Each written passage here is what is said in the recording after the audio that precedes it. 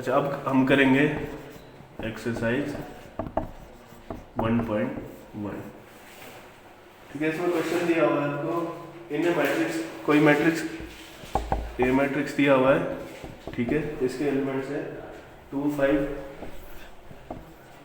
5 19 5 और 17। ये मैट्रिक्स दिया है आपको, कोई मैट्रिक्स ए है, ठीक है। इसमें बताना है अपने ऑर्डर ऑफ मैट्रिक्स, ठीक है। ऑर्डर ऑफ मैट्रिक्स हमने पढ़ा था, क्या होता है, m इंटू n, ठीक है।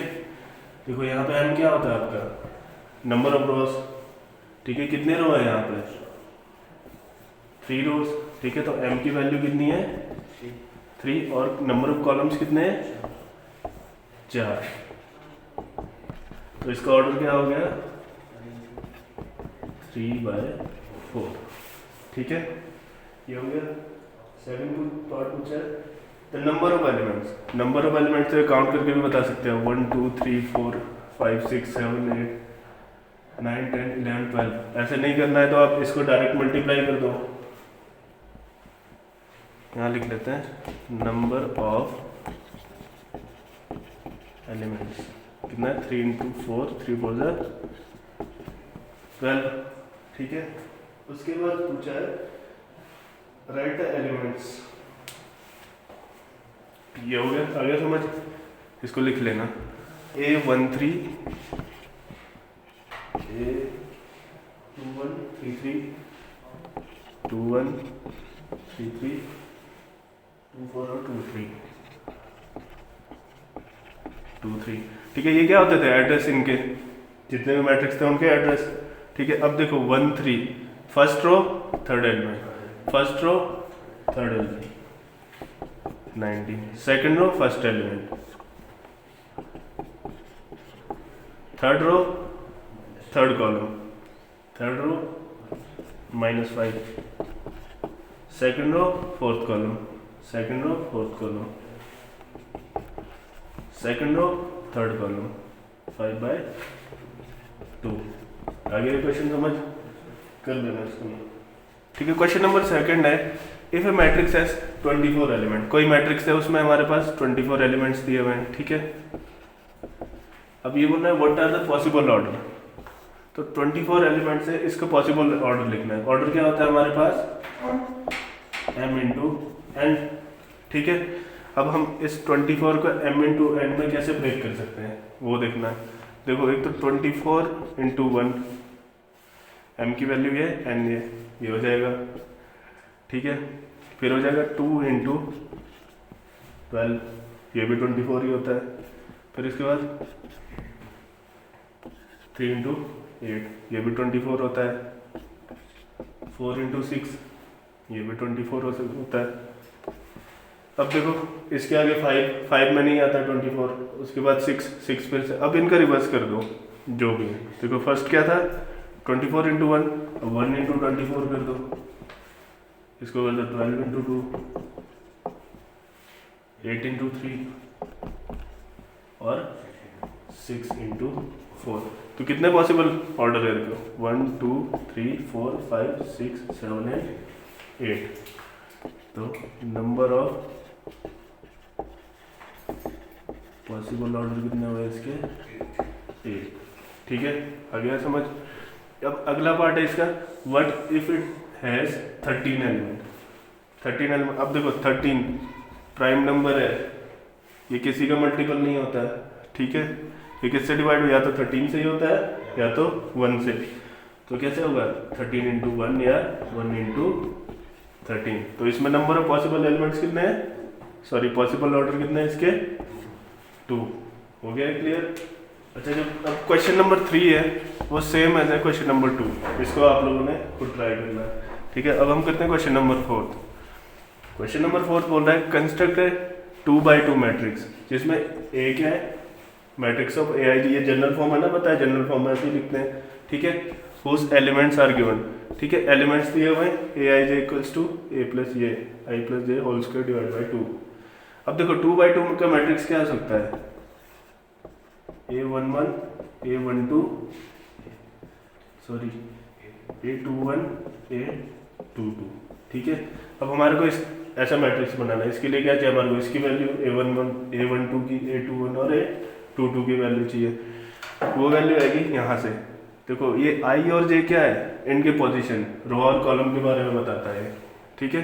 अब पहले क्या करें, A11 मतलब यहाँ पे क्या आई की वैल्यू 1 है और जे की वैल्यू भी 1 है, तो आई की जगह पे क्या लिखोगे 1, जे की जगह पे भी, देन इसका होल स्क्वायर डिवाइड बाय 2। तो A11 कितना है आपके पास, 1 + 1 2, 2 का स्क्वायर डिवाइड बाय 2, तो क्या होगा 4/2, तो ये कितना है 2। तो देखो मैट्रिक्स बन गया, एक एलिमेंट हमारे पास आ गया, ठीक है। अब निकालेंगे हम A12, इसको नोट कर लेंगे। अब A12 यहाँ पे क्या I1 J2 होगा, ठीक है। A12 इक्वल्स टू 1 + 2 का होल स्क्वायर डिवाइडेड बाय 2। 1 + 2 3 का स्क्वायर होता है 9/2। देखो A12 कितना आया 9/2। अब निकालेंगे हम A21,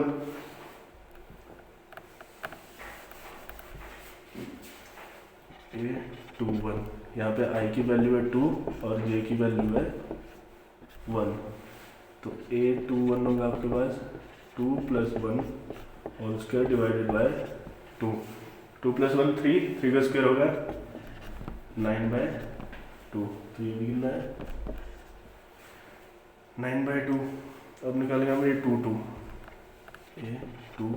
यहाँ पे I की वैल्यू है 2 और J की वैल्यू भी 2 है, तो A22 हो गया आपके पास 2 + 2 होल स्क्वायर डिवाइडेड बाय 2 + 2 4 का स्क्वायर होता है 16 डिवाइड बाय 2। ये बन गया आपके पास 2/2 का मैट्रिक्स जो पूछा गया था, ठीक है। अब जो क्वेश्चन नंबर 4 का सेकंड और थर्ड पार्ट आप लोगों ने खुद करना है, तो सिंपल कैलकुलेशन है, तरीका वही है। अब जो क्वेश्चन नंबर 5 है, ये बोला कंस्ट्रक्ट अ मैट्रिक्स 3/4, ठीक है, होल्स एलिमेंट्स। अभी हमने 2/2 का किया था, ठीक है, क्वेश्चन नंबर 4 में। अब यहाँ पे क्या है 3/4, तो 3/4 का कैसे हो सकता है, 3 रो और 4 कॉलम्स। तो इसको कैसे लिखोगे, A11 A12 A13 A14, देखो 4 कॉलम हो गए ना, A21 A22 A23 A24 A31 A32 A33 और A34, ठीक है।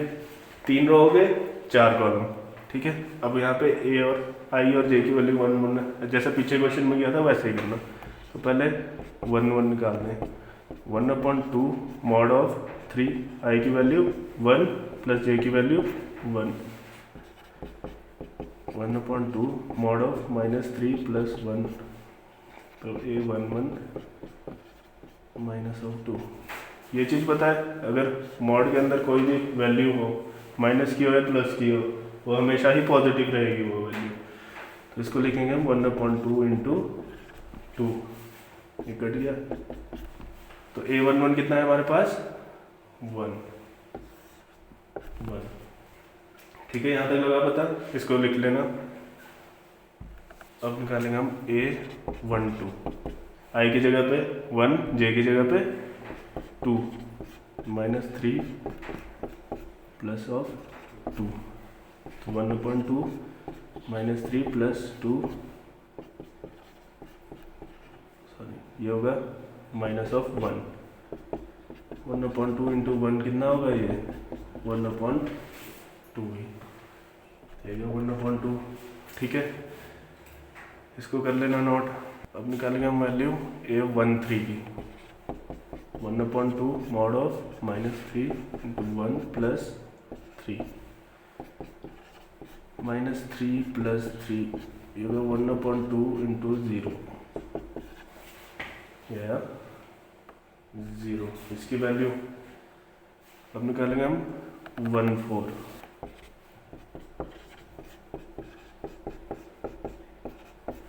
1/2 -3 + 4, 1/2 इंटू ये है 1/2। ठीक है, अब सेकंड रो की बारी आई। अब है 2 1, 1/2 आई की जगह पे 2 और जे की जगह पे 1, -6 + 1,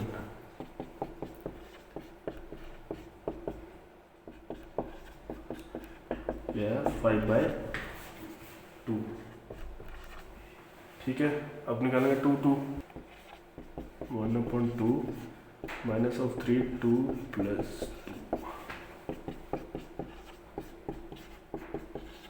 2 हो गया 1/2 -4, तो ये हो गया 1/2 इंटू 4, कट गया 2 2 ज़ा 4, तो आंसर आया इसका 2।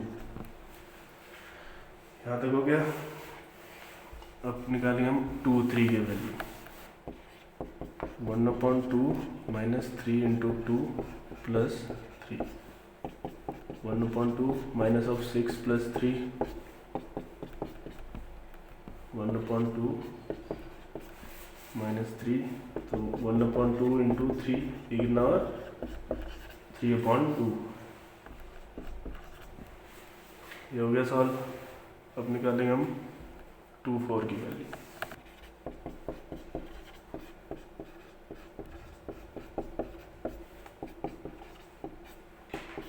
-6 + 4 -2, 1/2 इंटू 2, ये कट गया तो यह 1, आई वैल्यू 1। ठीक है, अब बारी आई थर्ड रो की। थर्ड रो कहाँ से शुरू होगा 3 1 से। ठीक है, 1/2 आई की जगह पे 3 और जे की जगह पे 1, तो -9 + 1, तो मॉड 1/2 -8, तो 1/2 इंटू 8, इसकी वैल्यू आई 4। ठीक है, अब निकालेंगे हम 3 2, 1/2 -3 आई की जगह पे 3 और जे की जगह पे 2, 1/2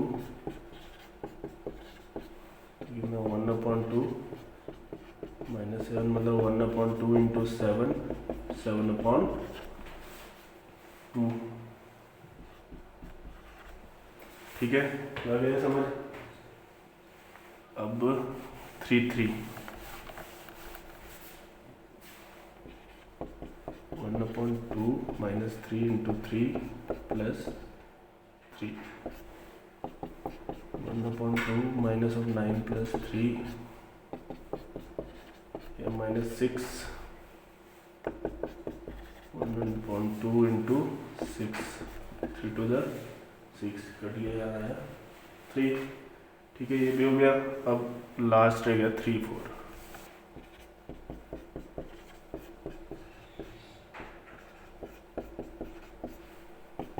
1/2 -9 + 4, 1/2 -5, तो 1/2 इंटू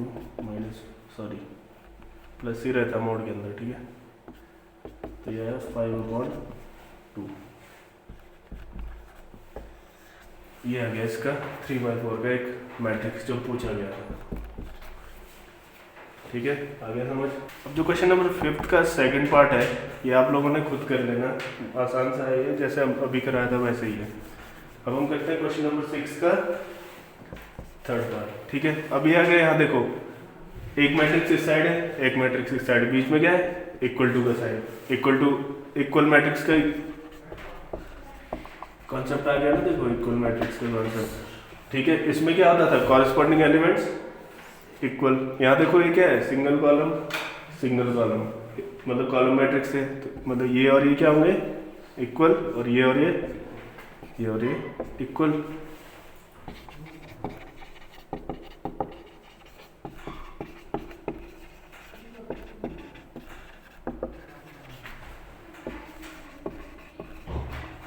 ठीक है, अब हम क्या करेंगे इक्वेट करेंगे इनके कॉरेस्पॉन्डिंग एलिमेंट्स को।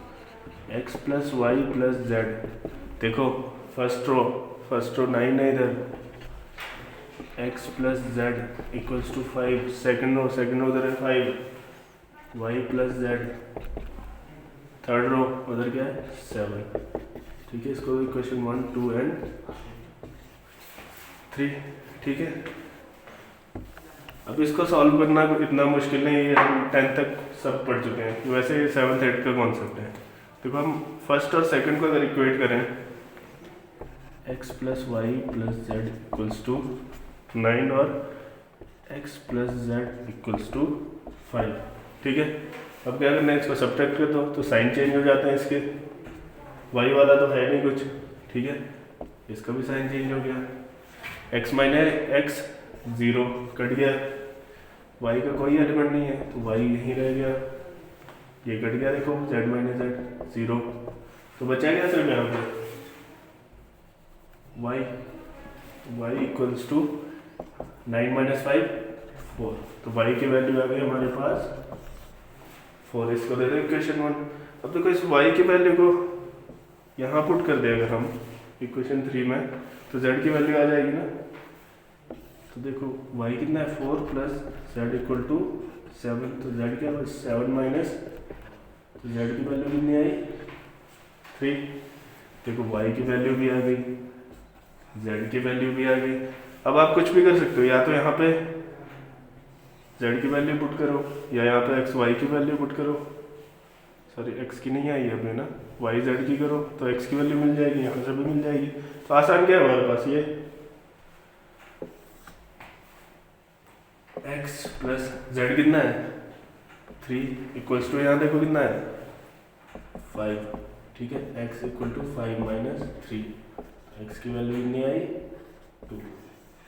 देखो x y और z तीनों वैल्यू आ गई, यही पूछा था।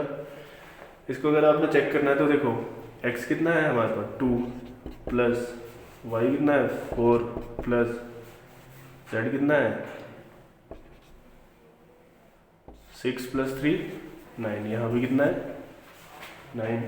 x कितना है देखो वहाँ पे 2 प्लस z की वैल्यू है 3 प्लस 2 5, y कितना है देखो 4 प्लस z की वैल्यू कितनी है 3 7, देखो हो गया।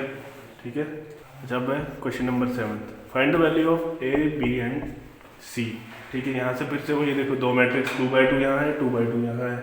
ठीक है, बीच में इक्वल टू का साइन, तो ये दोनों इक्वल मैट्रिक्स, तो इसके क्या होंगे कॉरस्पॉन्डिंग एलिमेंट्स इक्वल होंगे। तो देखो a माइनस बी किसके बराबर होगा -1, और 2a माइनस बी किसके बराबर होगा 0, 2a प्लस सी होगा 5 के बराबर, 3c प्लस डी होगा 13। ठीक है, अब हमारे को चाहिए ए बी सी की वैल्यू, चलो इसको करते हैं कंप्यूट। तो a minus b equals to -1, 2a minus b equals to 0, इसको सब्ट्रैक्ट करने दो, ये हो जाएगा माइनस का ये प्लस का। ठीक है, 0 पे तो कोई साइन नहीं रहता, 0 तो 0 ही रहेगा, तो ये है माइनस ये कट गया इक्वल्स टू -1, तो माइनस से -1 कैंसिल, तो a की वैल्यू आई 1।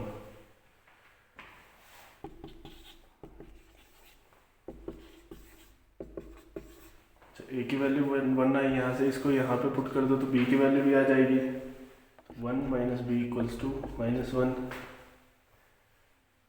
तो 1 sorry minus b equals to -1 minus 1, तो माइनस बी इक्वल्स टू -2 कट गया, b की वैल्यू आई यहाँ से 2, देखो a भी है b भी है। अब इस a की वैल्यू को मैं यहाँ पुट कर दूँ तो c की वैल्यू आ जाएगी ना, देखो 2 a की जगह पर 1 प्लस c इक्वल्स टू 5, तो c कितना होगा 5 माइनस 2, c की वैल्यू भी आ गई।